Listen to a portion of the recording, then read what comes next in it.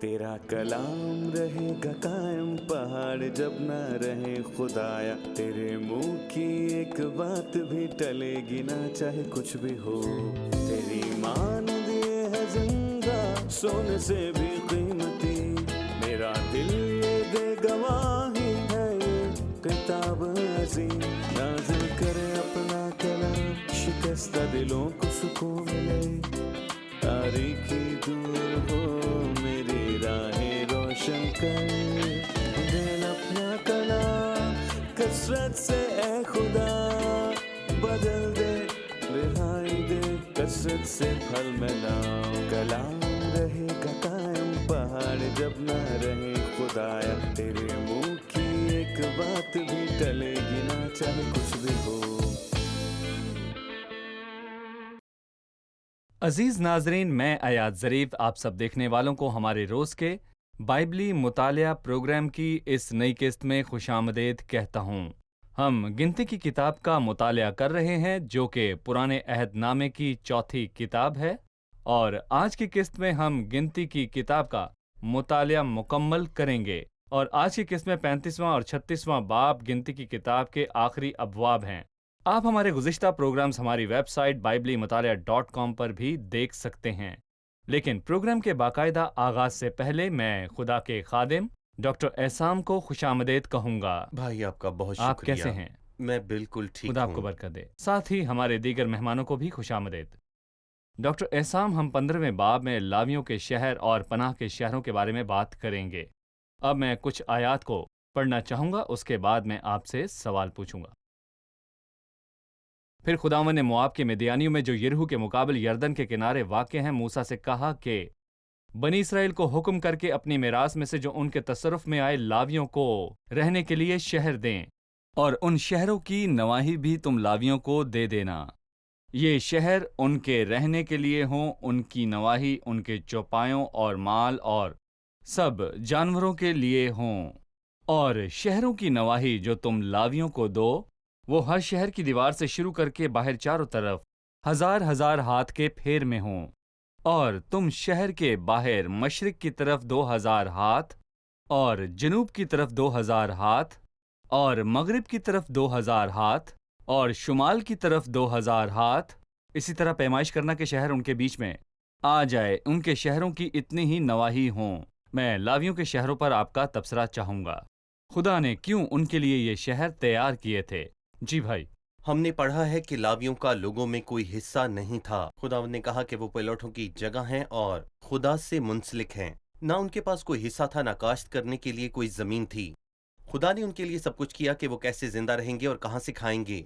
लेकिन वो कहाँ रहते?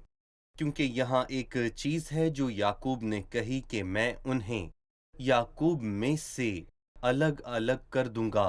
और इसका मतलब ये हुआ कि वो इकट्ठे नहीं रहेंगे, वो परगंदा अलग अलग हो जाएंगे। ये शमाऊं परागंदा और हो लावी जाएंगे के बारे में है। सही। फजल ने लावी के साथ ये तरीका इस्तेमाल किया क्योंकि उसे अलग करना था। क्योंकि लावी का कबीला अहम था, उन्होंने सबकी खिदमत की थी। उन्होंने कहानत का काम किया और सबकी खिदमत की, और काहिनों को खिदमत पर मुकर्रर किया। उनकी मौजूदगी एक बरकत थी और वो शरीयत को सिखाने वाले थे, और उन्होंने रवायात को कायम रखा। दरहकीकत लावी कबीले को वहीं रहना था। चुनाचे खुदावन ने उन्हें चुना था और लोगों से कहा जब वो मुल्क में दाखिल हों तो उन्हें 48 शहर लावियों को देने होंगे। और वो 48 शहर मुख्तलिफ कबीलों में रहने वाले लावियों को, और ना सिर्फ उनको 48 शहर दिए गए बल्कि शहरों की नवाहियां भी उन्हें दी गईं। और उन्होंने नवाही की पैमाइश का तायुन किया जहां उनके सब चौपाए और जानवर हों। सही। अगरचे इस कबीले का जमीन में कोई हिस्सा नहीं था, लेकिन वो तमाम कबीलों में तकसीम था। क्या ये हमें सैमुअल के बाप अल्काना के बारे में बताता है? उसका कबीला क्या था और वो कहाँ रहता था? हमें इस मामले और अल्काना की कहानी के दरमियान ताल्लुक के बारे में लावी बताइए। था और वो अफराइम में रहता था। सही। इफरात अपनी जगह की वजह से वो अफराइम में रहता था, हालांकि वो लावी था, लिहाजा उसके शहर और नवाही अफराइम थे। लेकिन लावी का कबीला कहाँ था, वो इस तकसीम में मौजूद नहीं था। लिहाजा पहले सैमुअल में जब हम अल्काना के बारे में पढ़ते हैं तो हमें पता चलता है कि वो एक लावी था और इफ्राइम के कबीले में इफ्राइम में रहता था। اور جس زمین میں وہ رہتا تھا وہ افرایم تھا، لیکن وہ لاوی کے قبیلے بالکل۔ سے تھا۔ اور باقی قبیلوں کے درمیان تمام لاوی بھی اسی طرح تھے۔ پھر 6 سے 8ویں آیت میں لکھا ہے، اور لاویوں کے ان شہروں میں سے جو تم ان کو 2-6 پناہ کے شہر ٹھہرا دینا جن میں خونی بھاگ جائیں، ان شہروں کے علاوہ 42 شہر اور ان کو دینا، یعنی سب ملا کر 48 شہر لاویوں کو دینا، اور ان شہروں کے ساتھ ان کی نواحی بھی ہوں، اور وہ شہر بنی اسرائیل کی میراث میں سے ہوں دیے جائیں، جن کے قبضے میں بہت سے شہر ہوں ان سے بہت، اور جن کے پاس تھوڑے ہوں ان سے تھوڑے شہر لینا، ہر قبیلہ اپنی میراث کے مطابق جس کا وہ وارث ہو لاویوں کے لیے شہر دے۔ یہاں اس نے پناہ کے شہروں کا ذکر کیا اور اس نے کہا کہ وہ 6 تھے۔ ہمیں پناہ کے شہروں کے متعلق بتائیے اور ان کے پیچھے کیا مقصد تھا۔ پناہ کے شہر لاویوں کی زمین کے درمیان مقرر کیے گئے تھے۔ لاوی کے 48 شہروں میں 6 شہر لے لیے گئے تھے، اور ان کا کردار ایک خونی کا تھا جو نہ چاہتے ہوئے قتل کرتا ہے اور وہ ان میں بھاگ جائے تاکہ بدلہ لینے والا اسے پکڑ نہ پائے۔ صحیح۔ شریعت نے کہا وہ خونی ضرور مارا جائے، یعنی کہ وہ شخص جس نے حادثاتی طور پر یا پھر جان بوجھ کر قتل کیا ہو۔ اس کی حفاظت کیسے ہو سکتی ہے؟ وہ بھاگ کر پناہ کے شہر میں داخل ہو، اور جب تک وہ پناہ کے شہر میں رہے گا اسے کوئی بھی چھو نہیں سکتا۔ جن 6 شہروں کا انتخاب کیا گیا ان میں سے 3 یردن کے مشرق کی طرف اور 3 یردن کے مغرب کی طرف تھے، اور یردن کے مشرق میں شہروں کے نام تھے جلاد میں مرات اور بصر اور پھر جولان، اور یردن کے مغرب کے شہروں کے نام یہ تھے سکم، قدوس اور جبرون۔ ان سب کو تقسیم کر دیا گیا تھا، لیکن میرا خیال ہے کہ یردن کے مشرق میں 2 شہر تھے جو منسی سے منسلک تھا، اور باقی کے شہروں کو باقی قبیلوں میں تقسیم کر دیا گیا، کیونکہ جگہ منسی لے نے لی بہت تھی۔ زیادہ جگہ، جیسا کہ ہم نے پہلے کہا، ان کی زیادہ جگہ بڑی تعداد کی وجہ سے تھی۔ خدا نے ہر جگہ سے پناہ کے شہروں تک رسائی کی سہولت فراہم کی تاکہ وہ خونی جس سے خون ہو جائے آسانی سے ان تک پہنچ سکے۔ بالکل، یہاں کے اس شہر کی سڑکیں بھی ہموار اور بغیر رکاوٹ کے بنائی گئی تھیں تاکہ وہ بھاگ کر شہر میں پناہ لے سکیں۔ شکریہ، ہم ایک چھوٹا سا وقفہ لیں گے اور پھر دوبارہ حاضر ہوں گے۔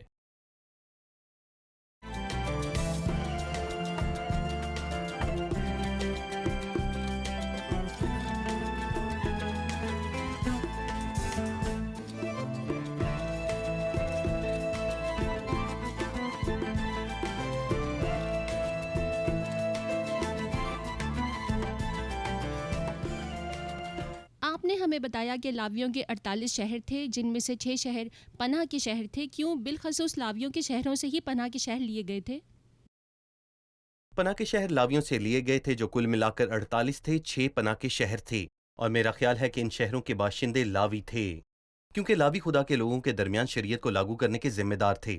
لوگوں کی زندگیوں کو محفوظ رکھنا اور تعلقات کو برقرار رکھنا لاویوں کی ذمہ داری کا حصہ تھا۔ لوگوں کو شریعت کون سکھائے؟ لاوی، یہ ان کی ذمہ داری تھی۔ اگر وہ کسی اور جگہ ہوتے تو تکمیل کی ذمہ داری ہوتے، اس معاملے کی تکمیل ان کی ذمہ داری تھی۔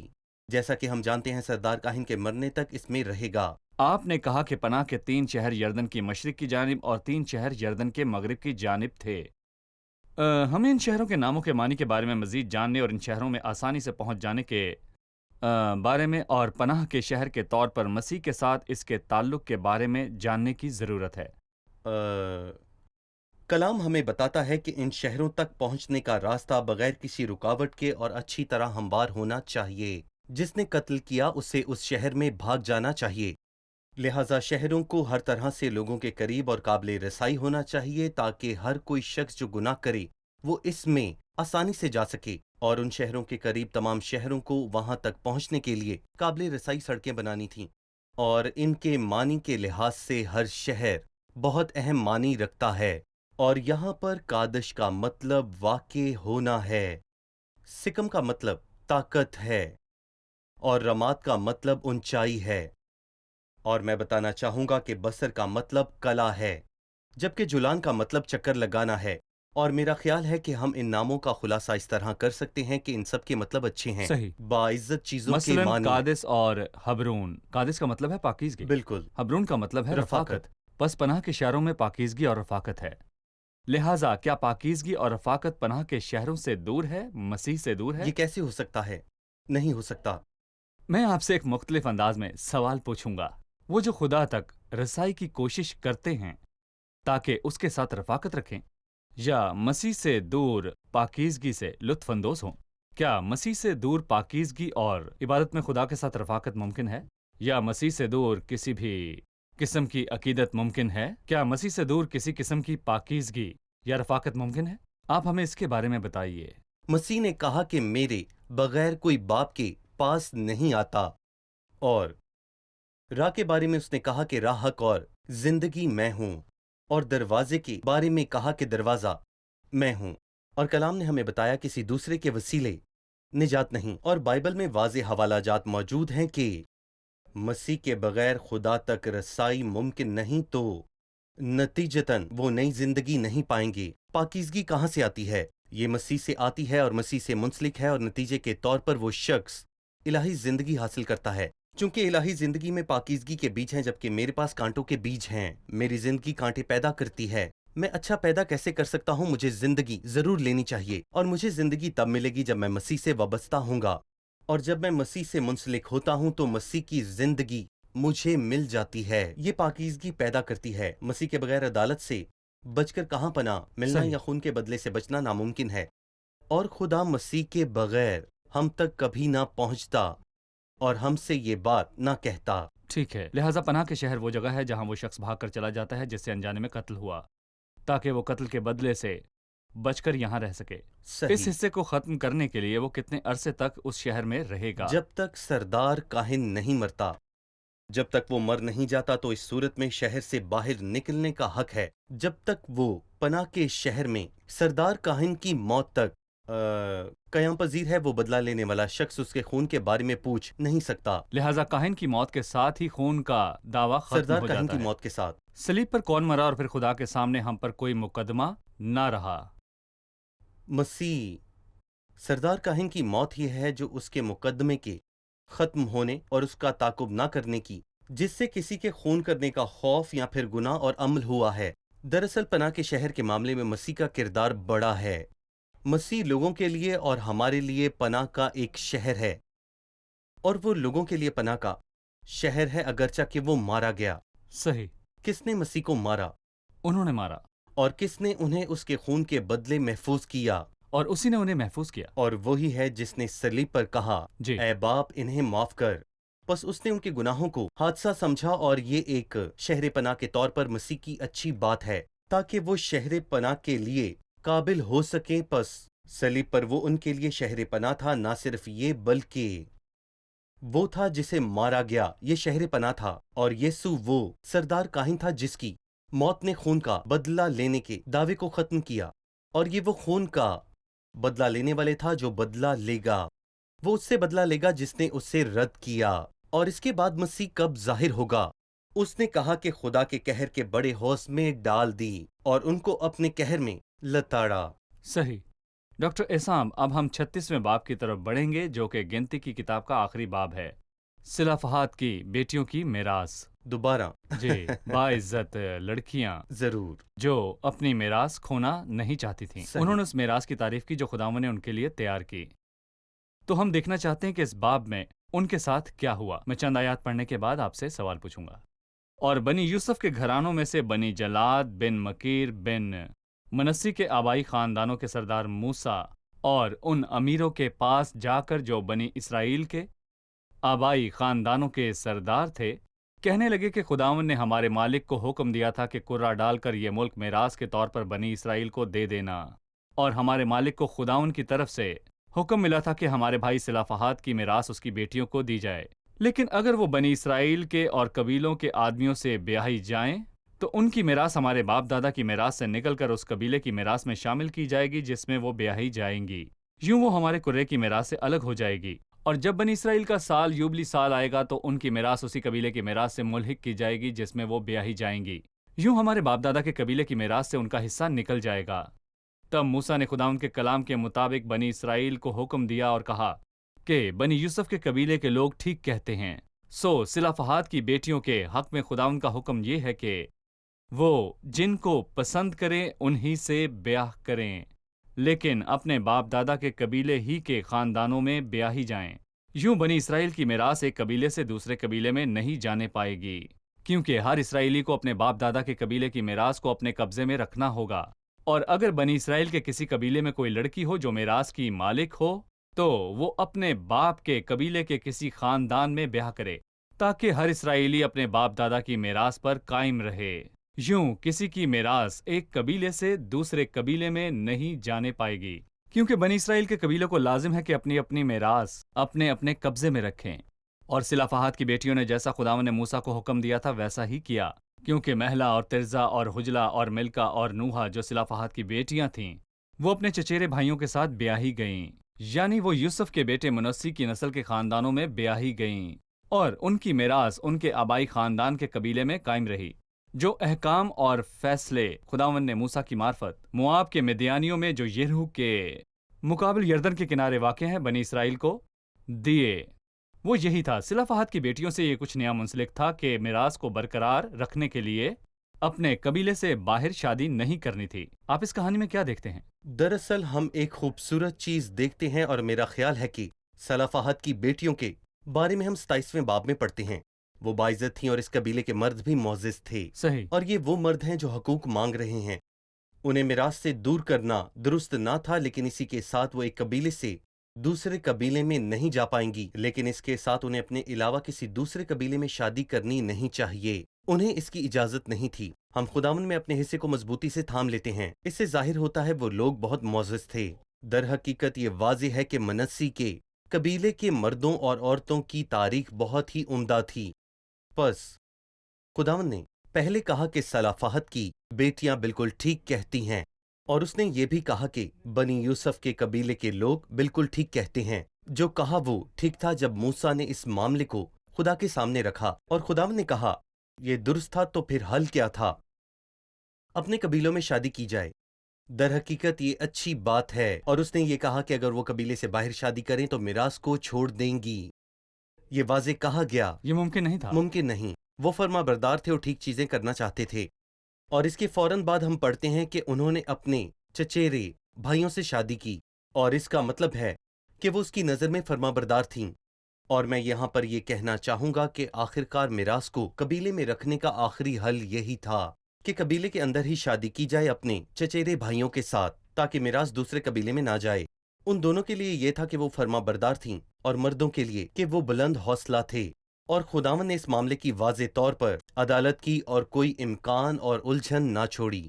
शुक्रिया। यहाँ पर हम एक छोटा सा वक्फा लेंगे और फिर दोबारा हाजिर होंगे।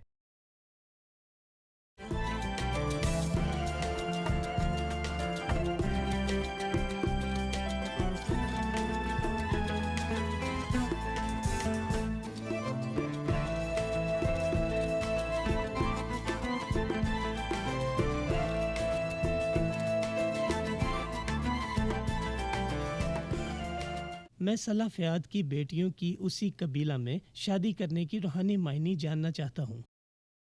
जी। बाइबल के बहुत से वाज़े हवाला जात हैं। बेईमानों के साथ ना हमवार जुए ना जीतो, और ये शादी के मामले पर लागू होता है।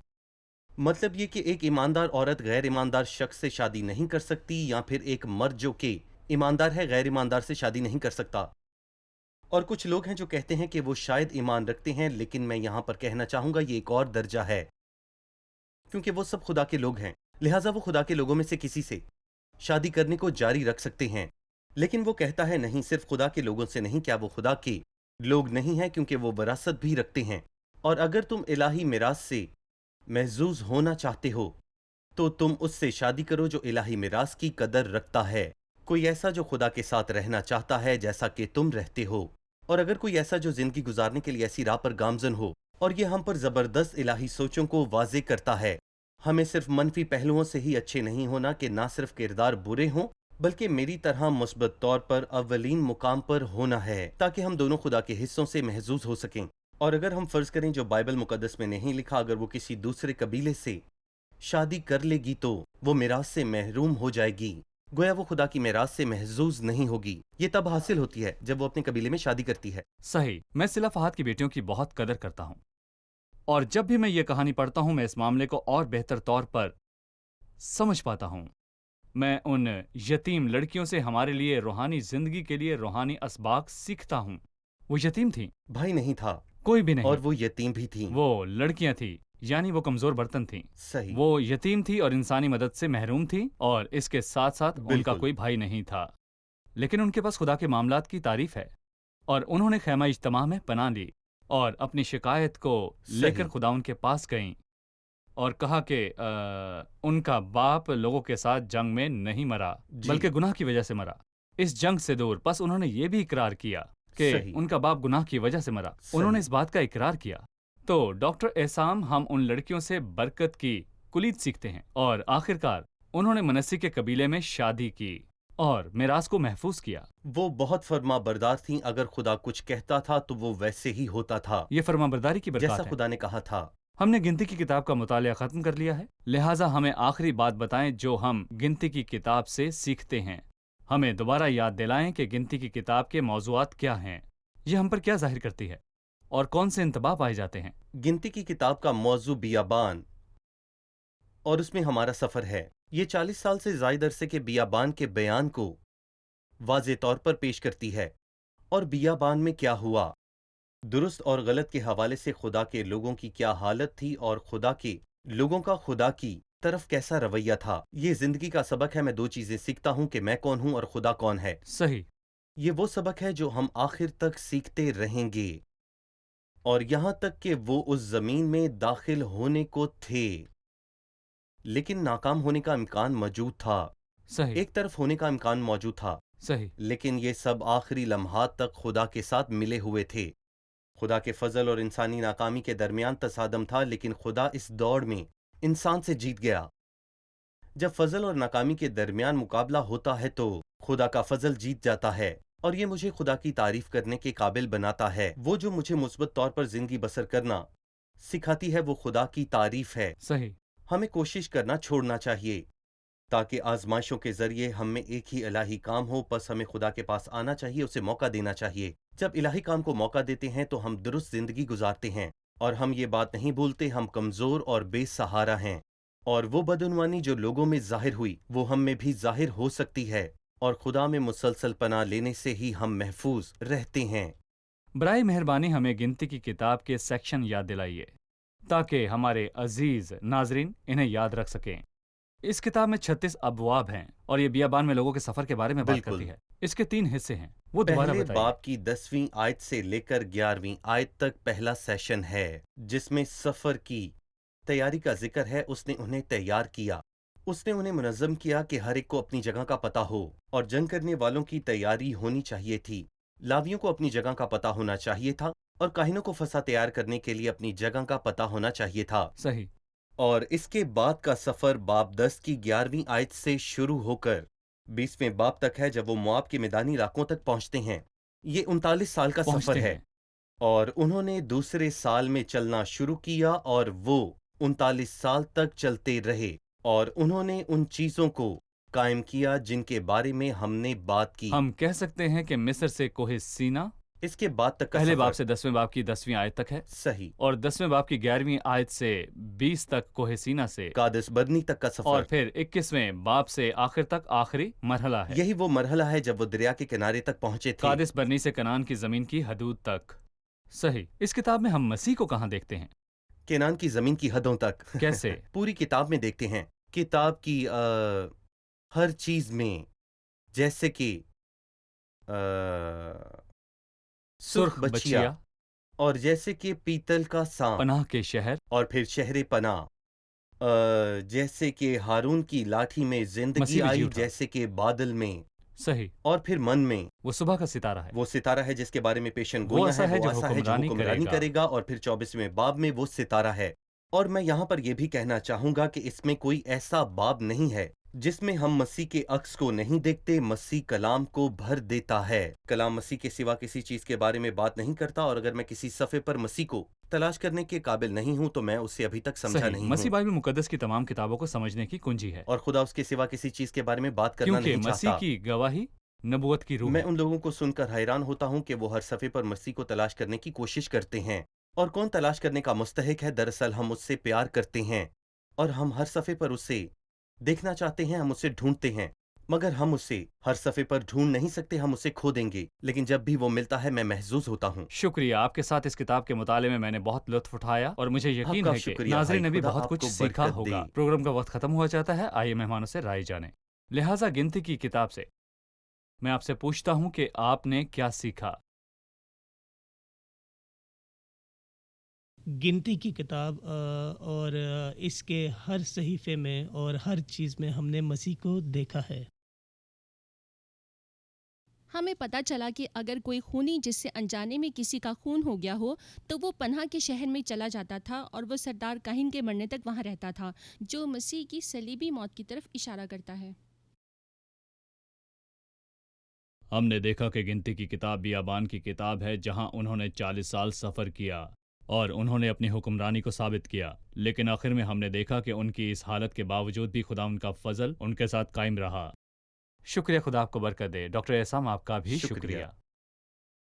अजीज नाजरीन, गिनती की किताब का मुताला मुकम्मल करने के बाद इंसान के दिल और लोगों की नाकामी जाहिर हो गई और इसके साथ साथ खुदा की वफादारी और उसके वादों की सच्चाई भी जाहिर हो गई। हमें खुद को कुछ ना समझना और अपने आप से उम्मीदें खो देना चाहिए और खुदावन पर भरोसा रखना और उसकी वफादारी पर तवक्कल करना सीखना चाहिए, क्योंकि वो वफादार है, वो मुनसिफ है, रास्तबाज और सच्चा है। इन अल्फाज के साथ अब मैं आपसे इजाज़त चाहूँगा और अगले प्रोग्राम में आपसे फिर मुलाकात होगी और हम नई किताब का आगाज़ करेंगे जो कि नए अहदनामे में से होगी। खुदा आपको बरकत दे।